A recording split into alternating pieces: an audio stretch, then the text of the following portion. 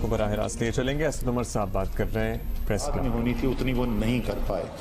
امریکہ جو ہے وہاں پر بڑی تعداد میں مینوفیکچرنگ ہو رہی ہے، لیکن امریکہ خود اب ایک بڑا ملک ہے اور وہ بڑی تیزی سے اپنے ملک کی ویکسینیشن کر رہے ہیں، لیکن وہاں سے ویکسین باہر جو ہے وہ بہت کم تعداد میں یا نہ ہونے کے برابر جا رہی ہے.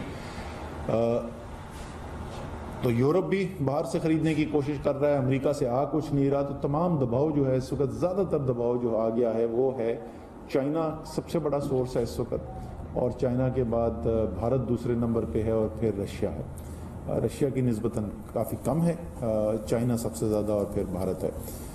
اس کے اندر ظاہر ہے تمام ملک جو ہیں وہ اپنے اپنے شہریوں کے لیے ویکسین لینے کی کوشش کر رہے ہیں. پاکستان بھی ان کے اندر شامل ہے، اور تمام ملک ہی ایسے ہیں کہ جہاں پر جتنی ویکسین کی خواہش ہے ممالک کی کہ وہ لے سکیں اس سے کم مل رہی ہے. لیکن اس کے باوجود جو ہے الحمدللہ ہمارے پاس ویکسین آئی، لوگوں کو لگنی شروع ہو گئی ہے.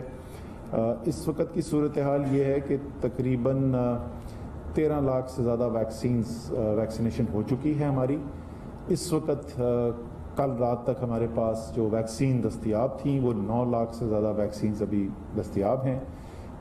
روزانہ اگر میں دیکھوں تو تقریباً 60 سے 70 ہزار ویکسین اس وقت لگائی جا رہی ہیں. اس کے اندر تقریباً آپ سمجھ لیں 40 اور 45 کے درمیان جو ہے وہ پہلی ڈوز ہوتی ہے لوگوں کی، اور باقی جو ہے وہ دوسری ڈوز کے لیے لوگ واپس آتے ہیں. تو ویکسین ملک کے اندر موجود ہے، لیکن جیسے میں نے کہا کہ ہماری خواہش ہے کہ اس سے زیادہ بڑی تعداد کے اندر موجود ہو تاکہ ہم اس کے اندر اور بھی تیزی کر سکیں. اس وقت جیسے میں نے ابھی کہا کہ 60 سے 70 ہزار روزانہ یومیہ ہماری ویکسینیشن ہو رہی ہے، اور ہماری کوشش یہ ہوگی کہ عید کے بعد ہم اس تعداد کو بڑھا کر 1.5 سے 2 لاکھ روزانہ تک ہم لے جائیں، یعنی اس کے اندر 2 سے تقریباً 3% تک اضافہ کرنے کی ہم کوشش کریں گے. جو آپ کو پتہ ہے کہ اس بیماری تو کسی کو بھی ہو سکتی ہے، جو کووڈ ہے اس کی وبا کسی عمر کے بھی انسان کو لگ سکتی ہے، لیکن یہ زیادہ خطرناک جو ہے وہ جتنے زیادہ لوگوں کی عمر زیادہ ہے اتنا زیادہ خطرہ ہے ان کے لیے اس بیماری کا. نوجوانوں کو زیادہ تر جو ہے وہ بیماری ہوتی بھی ہے تو وہ کوئی بہت اس کے اوپر سنجیدہ، تقریباً سب کے اوپر، کچھ ایکسیپشنز ہیں، ان کے اوپر کوئی بہت بڑا اثر نہیں ہوتا اور گزر جاتے ہیں اس بیماری سے اور پھر الحمدللہ صحتیاب ہو جاتے ہیں.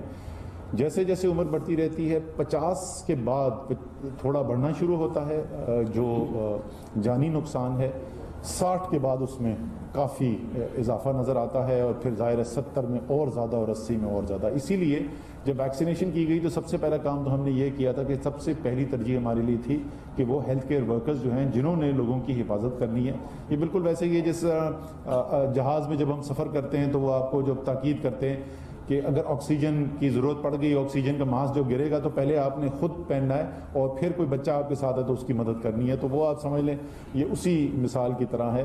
تو ہیلتھ کیئر ورکرز نے، کیونکہ وہ اس وقت 6,40,000 ہمارے ہیلتھ کیئر کے ورکرز رجسٹر ہوئے تھے، ان 6,40,000 جو ہیں انہوں نے باقی 22 کروڑ کی حفاظت کرنی ہے، تو سب سے پہلی ترجیح تو وہ تھی.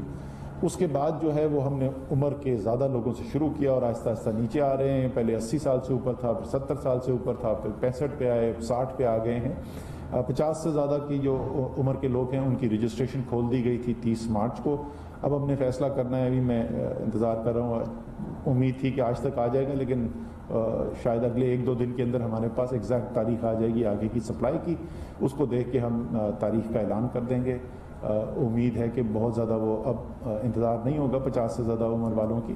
اور جیسے میں نے پہلے اعلان کیا کہ جو ہماری اس وقت لائن اپ ہو رہی ہیں، جو ہماری امید ہے اگر اسی کے مطابق چلتا رہے، میں اگر ایک لفظ اس لیے استعمال کرتا ہوں کہ پھر وہی دہراؤں گا کہ اس وقت دنیا میں تمام دنیا جو ہے وہ صرف 1-2 مینوفیکچرنگ سینٹرز جو دنیا کے ہیں ان کی طرف دیکھ رہے ہیں اور وہاں سے وہ ویکسین حاصل کرنے کی کوشش کریں. تو ایک تقریباً آپ سمجھ لیں کھینچا تانی کی صورتحال بھی ہے. اس لیے میں اگر کا لفظ استعمال کر رہا ہوں. جو ہماری صورتحال لگ رہی ہے ہمیں، جو ہمیں کمٹمنٹس دی جا رہی ہیں اس کے مطابق اگر ویکسین آئے گی تو عید کے بعد ہم انشاءاللہ اس کو کھول دیں گے تمام پاکستانیوں کے لیے. ابھی بھی ہماری جو درخواست ہے وہ یہ ہے کہ کم سے کم آپ اپنے آپ کو رجسٹر ضرور کرا لیں. رجسٹر کرانے کا مطلب ہوگا کہ جب یہ جیسے جیسے آپ کی عمر کی ویکسین آتی جائے گی تو آپ کی پہلے باری آئے گی.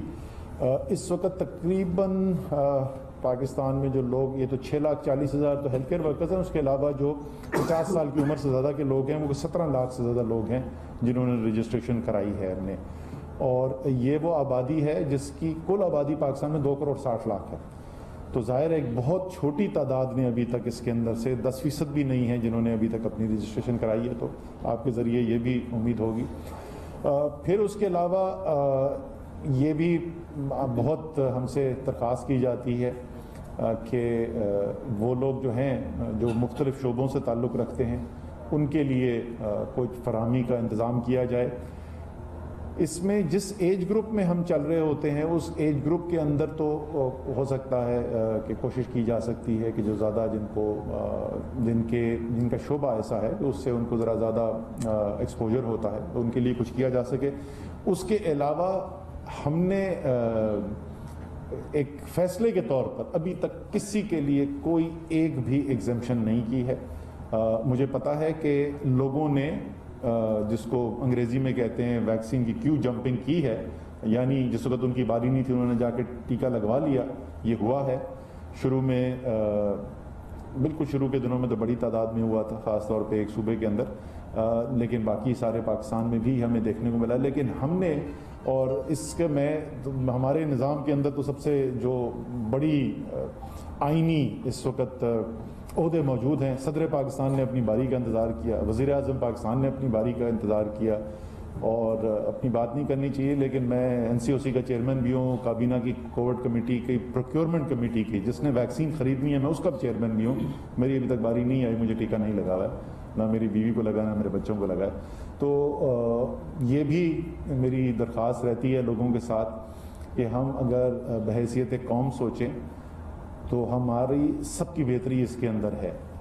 لیکن اس جیسے میں نے کہا ایج گروپ کے اندر رہتے ہوئے جیسے جیسے آگے کھلتا جائے گا ہماری ضرور کوشش ہوگی کہ وہ لوگ جو ذرا زیادہ ایسا شعبے میں ہیں جہاں پر ان کو وبا کا خطرہ زیادہ ہوتا ہے تو ان کے لیے مدد کے لیے خصوصی اقدامات بھی کیے جائیں. یہ بھی ہم ساتھ ساتھ جاری رکھیں گے. تو اس کے اوپر میں ختم کرتا ہوں جی، کوئی جو بھی آپ کے سوالات ہیں.